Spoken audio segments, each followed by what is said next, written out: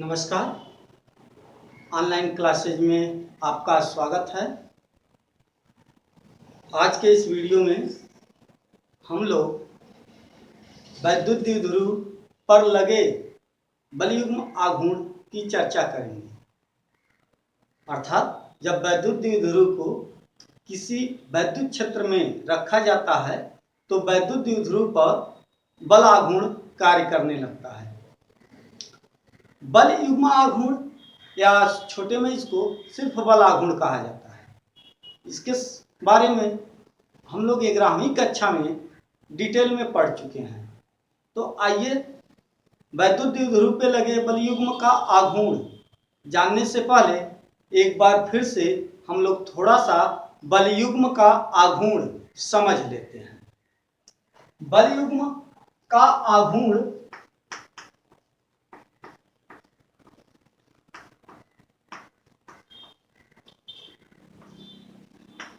क्या होता है, जैसा कि 11 में आपको इसके संबंध में व्यापक रूप से बताया जा चुका है। फिर भी अगर शब्दों की बात करें तो ये जो बल युग्म है, कपल फोर्स, युग्म मतलब होता है जोड़ा। तो बल युग्म का तात्पर्य है जब कहीं पर दो बल लगे हों तो वह बल युग्म कहलाएंगे। लेकिन वे दो बल विभिन्न परिस्थितियों में, विभिन्न दिशाओं में, विभिन्न तरीके से लग सकते हैं। और दूसरी चीज, दो से अधिक बल भी हो सकते हैं।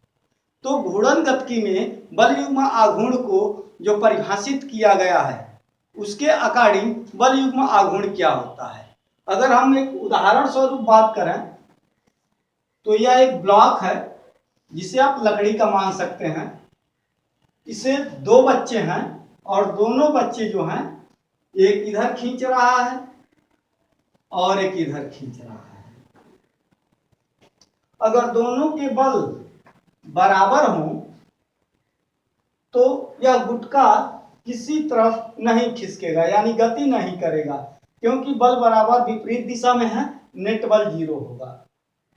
फिर अगर यह दोनों लड़के उतने एक समान बल से, बराबर बल से अगर गुटके को धकेलें तो जाहिर सी बात है तब भी गुटका कहीं नहीं जाएगा, क्योंकि दोनों का बल बराबर है और विपरीत है, तो एक दूसरे को निरस्त कर देंगे। फिर बात आती है, अगर इसमें से किसी एक का बल अधिक हो जाए, ठीक है, जैसे यह है, इसका बल अगर अधिक हो जाए, इसका बल कम हो, तो जाहिर सी बात है नेट बल 0 नहीं होगा, गुटका बल की दिशा में गति करने लगेगा, यानी ये किधर जाएगा, ये बल ज्यादा है तो इधर जाएगा। कितने बल के प्रभाव से? कहेंगे कि अगर मान लें इसका बल 6 न्यूटन हो और इसका बल 2 न्यूटन हो तो उस कंडीशन में गुटका 4 न्यूटन बल के प्रभाव से बाईं तरफ जाएगा। दरअसल में यह 2 न्यूटन बल जो है, इसके 2 न्यूटन बल से निरस्त हो जाएगा, शेष 4 न्यूटन बल इसको आगे ले जाएगा। अब इसी में हम दूसरी स्थिति पर चर्चा करते हैं। मान लीजिए दोनों लड़के जो हैं एक ही दिशा में बल लगाते हैं, तब यह इस दिशा में गति कर जाएगा। या दोनों लड़के अगर एक ही दिशा में खींचते हैं तो यह इधर गति कर जाएगा। अब एक और कंडीशन पे अब चर्चा हम लोग करते हैं। एक लड़का है, वह यहां से इसको खींच रहा है और दूसरा लड़का इतना ही बल लगा के इधर खींच रहा है। गुटका किधर जाएगा? दोनों का बल बराबर है तो न उधर जाएगा न इधर जाएगा। लेकिन इसमें एक और चीज अब आपको ध्यान देनी है कि गुटका रेखीय गति नहीं करेगा, यानी न तो इधर जाएगा न इधर जाएगा। लेकिन इसके साथ एक और घटना होगी, जैसे कि पूर्व के जो उदाहरण में हम बताए थे, गुटका में 2 बल लगे हैं, दोनों के परिमाण बराबर और विपरीत है दिशा में, तो इस कंडीशन में गुटका कहीं नहीं जाएगा। इस कंडीशन में भी गुटका कहीं नहीं जाएगा, यानी रेखीय गति नहीं करेगा, अपितु यह है अपने अक्ष के परितः घूमेगा थोड़ा सा। जैसे इसको खींचेंगे यह इधर थोड़ा उठेगा और यह थोड़ा नीचे आएगा, ऐसे रोटेट होगा। तो एट लास्ट जब रोटेट होगा तो इसका पोजीशन कैसा होगा, इसको समझने की कोशिश करते हैं।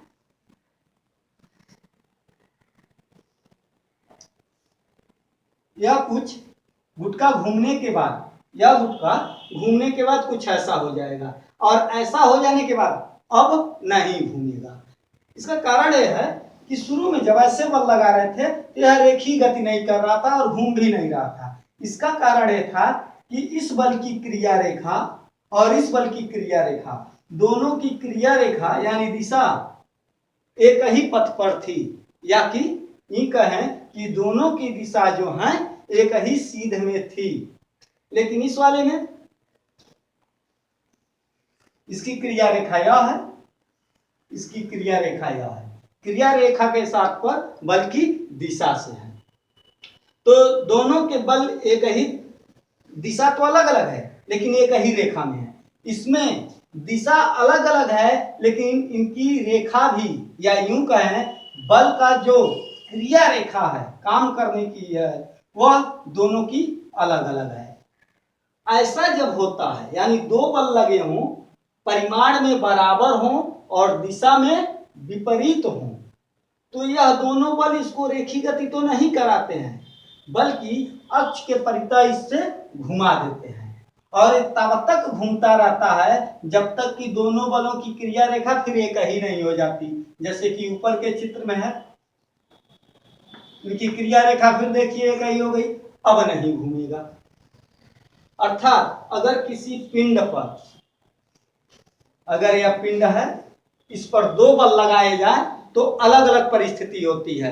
पहला, लगाए गए बल के कारण वह रेखीय गति करे। दूसरा, लगाए गए बल के कारण वह घूर्णी गति करे। और तीसरा, लगाए गए बल के कारण वह गति न करे। तो इनका देखिएगा, अभी इसमें दो बल लगे हुए हैं, यह गति नहीं करेगा, यानी कि इसकी कोई चाल नहीं होगी, वेलोसिटी इक्वल टू 0 होगा। अब इस उदाहरण में देखें, इसमें भी कोई गति नहीं करेगा, इसमें भी इसकी गति 0 होगी। यहां पर एक उदाहरण देखें, एक बल इधर लगा है और एक बल इधर लगा है। अब देखिए दोनों की दिशा एक ही है तो यह गति करेगा, यानी इसका वेलोसिटी 0 नहीं होगा, यानी इसकी अपनी कुछ वेलोसिटी होगी, यानी गति करेगा।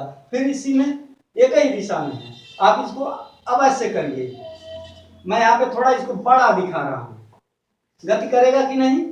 गति करेगा। यह बल ज्यादा है, यह बल कम है, जैसा कि पिछले उदाहरण में बताया था। फिर इसी की तीसरी स्थिति, गति करेगा कि नहीं? करेगा, क्योंकि दोनों बलों की दिशा एक ही है। अब आते हैं इसमें गति करेगा कि नहीं।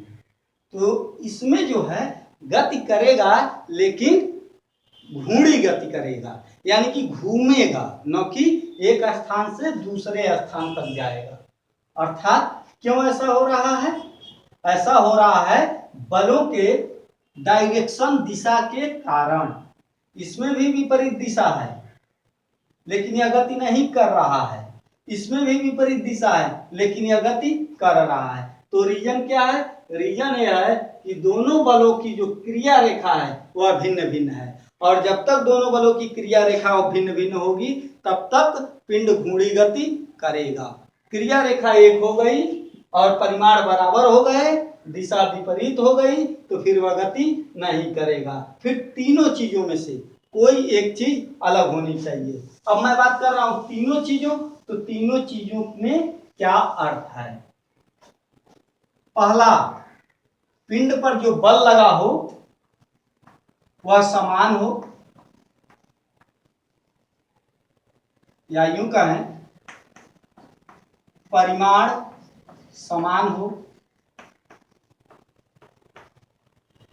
दूसरा, दिशा विपरीत हो। और तीसरा, क्रिया रेखा भिन्न हो।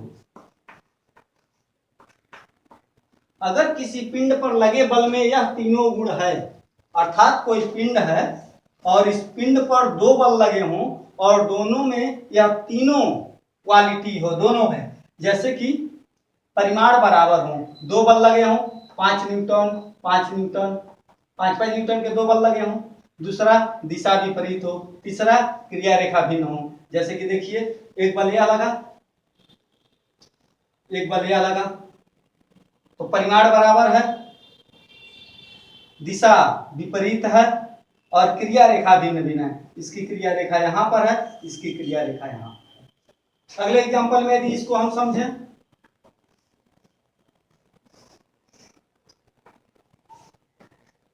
इसमें परिमाण बराबर है, परिमाण बराबर है, दिशा विपरीत है, क्रिया रेखा भिन्न है, नहीं, क्रिया रेखा एक है, यानी यह वाली क्वालिटी इसमें नहीं है। दूसरा एग्जांपल इसी में और लेना,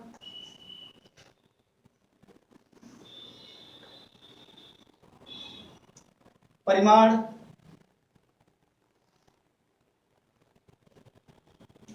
दिशा में विपरीत है लेकिन परिमाण अलग अलग है इसमें, और क्रिया रेखा भी भिन्न नहीं है, तो यह भी घूर्णी गति नहीं करेगा, यानी यह घूर्णी यानी घूमेगा नहीं, यह भी नहीं घूमेगा, घूमेगा कौन, यह घूमेगा।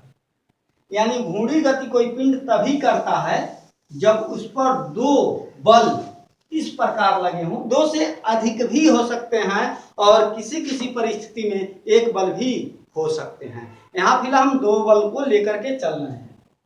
तो कोई पिंड, सीधी सी बात समझिए, यह डेस्टर तभी घूमेगा, यह डेस्टर तभी घूमेगा जब इस पर कोई बलयुग्म आघूर्ण कार्य करेगा। जब उसी तरह से जैसे कोई पिंड रेखीय गति तभी करेगा जब उस पर एक रेखीय बल लगा होगा, उसी प्रकार जब कोई पिंड घूर्णी गति तभी करेगा जब उस पर बलयुग्म का आघूर्ण लगा होगा। तो बलयुग्म का आघूर्ण क्या होता है? दरअसल किसी पिंड पर दो या दो से अधिक बल जब विपरीत दिशा में समान परिमाण में लगते हैं तो उस पे एक बलयुग्म कार्य करता है। उस बलयुग्म के प्रभाव में वह पिंड अपने अक्ष के परितः घूम जाता है। तो कहते हैं कि क्यों घूम गया? तो कहते हैं बल आघूर्ण लग रहा था इसलिए घूम गया। तो वह कि बल आघूर्ण कितना लगेगा, कैसा लगेगा, दिशा किधर होगी? जैसे कि कोई इस पर F1 बल लगा हो, इस पर F2 बल लगा हो, दोनों F1 इक्वल टू F2 है, F1 इक्वल टू F2, और दिशा इनकी विपरीत हो, यानी एक प्लस हो एक माइनस हो, अर्थात एक दूसरे के अपोजिट हो और परिमाण में बराबर हो, तब यह इनकी क्रिया रेखा भी क्या होनी चाहिए? भिन्न भिन्न होनी चाहिए। यानी क्रिया रेखा के बीच की लंबवत दूरी जैसे r हो। तो कहेंगे इस पर बल आघूर्ण कितना कार्य करेगा? तो बल आघूर्ण को हम टो से दिखाते हैं और टो बराबर होगा कोई एक बल अगुणे दोनों बलों के बीच की क्रिया रेखा की लंबवत दूरी। तो इस प्रकार से किसी पिंड पर लगा बल आघूर्ण F इंटू R होता है। आइए अब हम लोग बात करते हैं वैद्युत द्विध्रुव पर लगा बलयुग्म का आघूर्ण। तो कहा जाता है जब किसी वैद्युत द्विध्रुव को एक समान बाह्य वैद्युत क्षेत्र में रखा जाता है तो वैद्युत द्विध्रुव पर एक बल युग्म कार्य करने लगता है। इस बल युग्म के प्रभाव में वैद्युत द्विध्रुव घूर्णी गति करने का प्रयत्न करता है, या इस बल युग्म के प्रभाव से वैद्युत क्षेत्र के अनुदिश संरेखित होने का प्रयत्न करते हैं। कैसे? जैसे मान लीजिए इलेक्ट्रिक फील्ड एक समान वैद्युत क्षेत्र E है, यह एक समान वैद्युत क्षेत्र है, इसके बीच में हम यह एक द्विध्रुव रख दे रहे हैं, या माइनस या प्लस। तो यह वैद्युत क्षेत्र अपने भीतर रखे आवेशों पर बल लगाता है, जैसे कि वैद्युत क्षेत्र की परिभाषा में पढ़ चुके हैं। तो यह वैद्युत क्षेत्र है, इस माइनस आवेश पर एक बल लगाएगा या ऋण आवेश पर। तो किधर लगाएगा? तो चूंकि वैद्युत क्षेत्र की दिशा इधर है, तो वैद्युत क्षेत्र ऋण आवेश पर विपरीत दिशा में बल लगाता है, वैद्युत क्षेत्र के विपरीत बल लगाता है, इस दिशा में बल लगाएगा। कितना? अगर F का बल लगेगा तो F बराबर ई क्यू का तात्पर्य है यहाँ का वैद्युत क्षेत्र की तीव्रता अगुणे यह आवेश माइनस क्यू आवेश। इस पर भी उसी तरह बल लगेगा, लेकिन यह धन आवेश है, तो धन आवेश पर वैद्युत क्षेत्र की दिशा में ही बल लगाता है, यानी क्षेत्र के अनुदिश बल लगाएगा। कितना? F। तो F बराबर, तो कहेंगे यहाँ का वैद्युत क्षेत्र और इस आवेश का गुणनफल। तो यहाँ का वैद्युत क्षेत्र E इंटू। अब जैसा कि आप पूर्व में पढ़ चुके हैं, वैद्युत द्विध्रुव के दोनों आवेशों के परिमाण बराबर होते हैं, यानी आवेश Q आवेश Q। और चूंकि आपने माना है एक समान वैद्युत क्षेत्र, तो यह जो वैद्युत क्षेत्र एक समान है, यहाँ भी वही वैद्युत क्षेत्र है, वहां भी यही है, यानी E और E। तो जाहिर सी बात है दोनों आवेशों पर जो है समान परिमाण में बल लगेंगे, लेकिन उनकी दिशा विपरीत होगी। अब आते हैं बल युग्म पर। तो जाहिर सी बात है यह दोनों बल विपरीत दिशा में हैं और क्रिया रेखा भिन्न भिन्न है, इसलिए यह एक बल युग्म का निर्माण कर लेंगे। परिणाम स्वरूप इस पर एक प्रत्यानयन बल युग्म लगेगा। प्रत्यानयन मतलब रिस्टोरिंग, अर्थात कि यह वैद्युत क्षेत्र इस पर एक प्रत्यानयन बल लगाएगा और वह प्रत्यानयन बल इस द्विध्रुव को संरेखित करने का प्रयत्न करेगा, यानी यह जो द्विध्रुव है बल के प्रभाव में ऐसे खींचेगा और सीधा होने का प्रयत्न करेगा। अगर बल पर्याप्त है, बलाघूर्ण पर्याप्त है, तो फिर यह द्विध्रुव जो है संरेखित हो जाता है। संरेखित हो जाने के बाद बल तो लगेंगे, लेकिन बल आघूर्ण नहीं लगेगा, क्योंकि इनकी बीच की क्रिया रेखा जो है वह एक ही हो गई है, या यूं कहें R शून्य हो गया है। तब अगर कोई आपसे पूछे बल युग्म किसे कहते हैं, तो बताइएगा किसी पिंड पर यदि दो बल परिमाण में बराबर दिशा में विपरीत हो और उनके बीच की क्रिया रेखा भिन्न भिन्न हो, तो उस पिंड पर लगे बल को बल युग्म कहते हैं। ठीक है, यह बल युग्म उस पिंड को उसके अक्ष के परितः घुमाने का प्रयत्न करता है।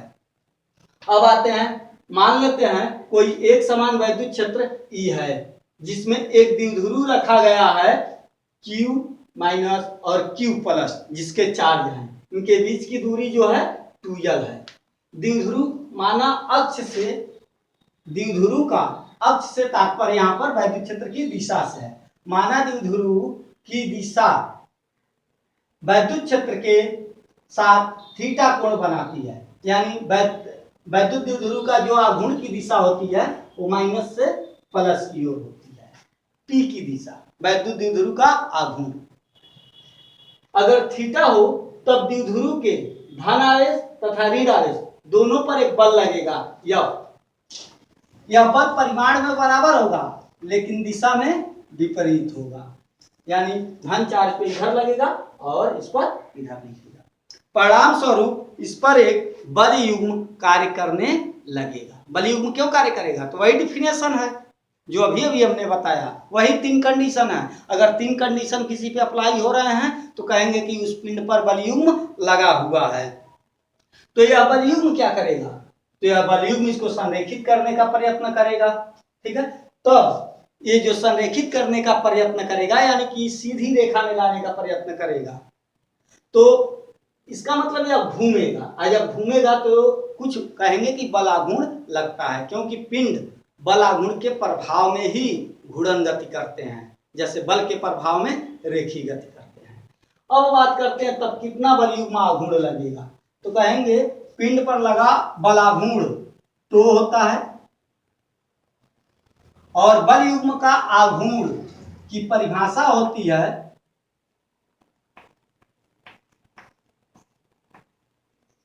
पिंड पर लगे किसी एक बल का परिमाण गुणे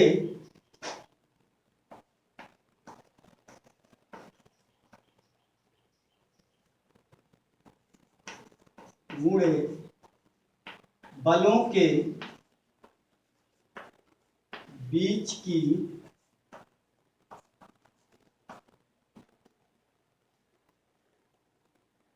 तो इसको बलों के बीच ना लिखना,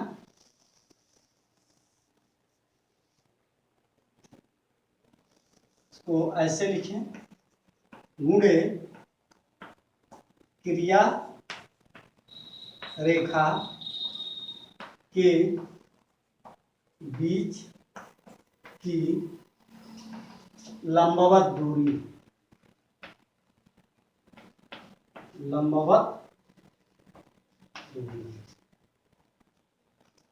बल आघूर्ण का यह परिभाषा भी हो गया और फार्मूला भी हो गया। तो किसी पिंड पर कितना बल लगा है, कंडीशन वही है कि किसी पिंड पे दो बल लगे हों, दोनों के परिमाण बराबर हों, दिशा भिन्न भिन्न हो, विपरीत हो और क्रिया रेखा अलग अलग हो, तब उस कंडीशन में किसी पिंड पर लगा बल आघूर्ण तो बराबर होगा पिंड पर लगे किसी एक बल का परिमाण, क्योंकि दोनों बल बराबर हैं तो किसी एक बल को ले लेते हैं। अभी कितना लेना है, F, और गुणे क्रिया रेखा के बीच की लंबवत दूरी। तो क्रिया रेखा के बीच की लंबवत दूरी क्या होगी, इसकी क्रिया रेखा यह होगी, इसकी क्रिया रेखा यह होगी, लंबवत दूरी क्या होगा तो लंब डालेंगे। इसके लिए प्रोसेस है, यहां से एक रेखा खींचिए, यहां से एक रेखा खींचिए, यह जो दूरी होगी वो लंबवत दूरी होगी। इस दूरी को क्रिया रेखा के बीच की लंबवत दूरी कहेंगे। तो यह जो दूरी है कैसे निकालेंगे, तो कहेंगे आपने वैद्युत क्षेत्र के साथ थीटा कोण पे रखा है और इसकी लंबाई 2l है, तो यह लंब हुआ और यह कर्ण हुआ। तो लंब बट्टे कर्ण वाले अनुपात से साइन थीटा बराबर लंब बट्टे कर्ण होता है, इसलिए इसकी लंबाई जो होगी 2l साइन थीटा होगी, यानी क्रिया रेखा की लंबाई 2l साइन थीटा। यहां पे लिखेंगे 2l साइन थीटा। अब इसमें आगे देखते हैं, यह क्या है, किसी एक आवेश पर लगा बल। तो आवेश है वैद्युत क्षेत्र में रखा गया है, तो वैद्युत क्षेत्र में रखे आवेश पर लगा बल हम जानते हैं F बराबर EQ होता है। यहाँ पे मान रख देंगे EQ into 2l sine theta, या फिर 2QL into E into sine theta. अब 2QL का मतलब आप पूर्व में भी पढ़ चुके हैं, 2QL बराबर होता है वैद्युत आघूर्ण 2QL।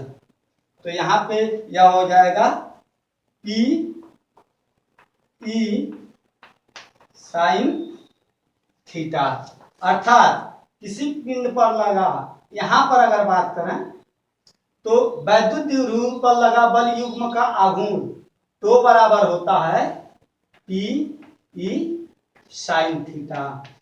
अगर हम इसका सदिश बात करें, क्योंकि यह बल युग्म का आघूर्ण एक सदिश राशि होती है, तो सदिश राशि होती है तो इसकी दिशा भी होगी। तो इसको अगर सदिश रूप में लिखें तो लिखेंगे vector 2 equal to vector P cross vector E। ठीक है, यह सदिश रूप है और यह परिमाण है, अर्थात ये बस परिमाण बताएगा, ऊपर वाले फार्मूले से सूत्र नहीं पता चलेंगे। ठीक है, अब बात करते हैं टो बराबर vector P cross vector E, जहां टो जो है बल युग्म का आघूर्ण है किसी पिंड पर लगे हुए, और यह P दरअसल यहाँ पार्टिकुलर हम पढ़ रहे हैं एक समान वैद्युत क्षेत्र में रखे वैद्युत द्विध्रुव पर लगा बल युग्म का आघूर्ण। तो यह पार्टिकुलर सिर्फ वैद्युत द्विध्रुव के लिए ही फार्मूला है, यह किसी पिंड पर लगे बल युग्म के आघूर्ण के लिए नहीं है। आप किसी पिंड पर लगे बल युग्म आघूर्ण की परिभाषा की बात करें तो टो बराबर होता है F इंटू R, सदिश रूप में vector tau equal to vector F cross vector R। तो यह किसी भी पिंड पर लगा है और इसी से हमने यह इसका लिखे हुए हैं हिंदी में और यह इसका समीकरण फॉर्म है। तो यह किसी भी पिंड पर है, लेकिन यह सिर्फ वैद्युत द्विध्रुव जब वैद्युत क्षेत्र में रखा हो तब के लिए फार्मूला है। अब इसमें जो विशेष चीजें हैं उस पर ध्यान देते हैं। जैसे एक समान वैद्युत क्षेत्र में रखे द्विध्रुव पर लगा बल घूर्ण बराबर होता है Pe साइन थीटा। तो इसमें देख रहे हैं कि टो का मान थीटा के साथ बदलेगा, क्योंकि साइन थीटा का मान थीटा के साथ बदलता है। तो बात करते हैं थीटा का मान कब अधिक होगा कब कम होगा, तो उसी के अकॉर्डिंग टो का मान कब अधिक होगा कब कम होगा। अगर मान लें पहला कंडीशन कि थीटा इक्वल टू 0 डिग्री, तो थीटा इक्वल टू 0 डिग्री, तो साइन थीटा का मान कितना होगा 0 डिग्री के लिए 0 हो जाएगा है। साइन थीटा का मान 0 डिग्री के लिए 0 हो जाएगा। जब 0 होगा तो P से गुणा हो जाएगा तो पूरा 0 हो जाएगा, यानी तो बराबर 0। चित्र में इसको समझने की कोशिश करें। जैसे कि यहां पर कोई द्विध्रुव रखा, यह द्विध्रुव है, तो इस पर बल इधर लगेगा प्लस वाले पर और माइनस वाले पर इधर लगेगा। क्रिया रेखा के बीच की दूरी 0 है, इसलिए इस पर कोई बलाघूर्ण कार्य नहीं करेगा, अर्थात यह नहीं घूमेगा। अब बात करते हैं अगर दूसरा थीटा इक्वल टू हम 90 डिग्री ले लें तो साइन थीटा का मान 1 होता है, यानी कि द्विध्रुव को अगर हम ऐसे लेना, ठीक है, तो उस पर एक पर बल इधर लगेगा एक पर बल इधर लगेगा, ठीक है। और साइन थीटा का मान 90 रखेंगे तो साइन का मान 1 हो जाएगा और उस समय टो का मान हो जाएगा P। तीसरे कंडीशन की यदि बात करें, अगर थीटा बराबर 180 रखें तो उस स्थिति में क्या हो जाएगा, तो आप जानते हैं थीटा की जगह पे 180 रखेंगे तो साइन का मान -1 हो जाएगा।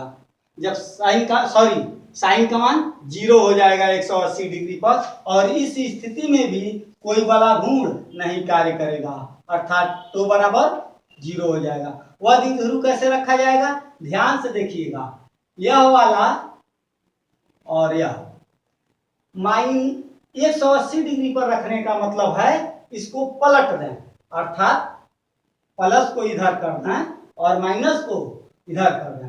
अब इस प्लस पे बल इधर लगेगा क्षेत्र के कारण और इस पर बल इधर लगेगा। इसमें भी बल परिमाण बराबर और विपरीत दिशा में है, लेकिन क्रिया रेखा 0 है, तब भी टो का मान 0 ही होगा। अर्थात द्विध्रुव पर बल आघूर्ण सबसे अधिक तब लगता है जब द्विध्रुव क्षेत्र में क्षेत्र के लंबवत यानी 90 डिग्री पर रखा जाता है, ठीक है। और यदि क्षेत्र के लंबवत न रख के 0 और 180 पर रखें तो बल आघूर्ण 0 होता है। इन दोनों में भी अंतर है। जब 0 डिग्री पर रखते हैं, जैसे यह है, इसको सीधा करना, प्लस उधर रहे माइनस इधर रहे, तो इस स्थिति को कहते हैं साम्य, अस्थाई साम्य, अस्थाई साम्य अवस्था। और यदि यह वाली स्थिति प्लस को इधर कर दें माइनस को इधर कर दें तो उसको कहते हैं अस्थाई साम्य, अस्थाई साम्य, अर्थात दोनों साम्य अवस्था होता है, दोनों में वह नहीं घूमता है, लेकिन एक अस्थाई साम्य होता है और दूसरा अस्थाई साम्य होता है। तो आज के वीडियो में बस इतना ही। अगले वीडियो में नया टॉपिक लेके फिर से हाजिर होंगे, तब तक के लिए इजाजत दीजिए। नमस्कार, धन्यवाद।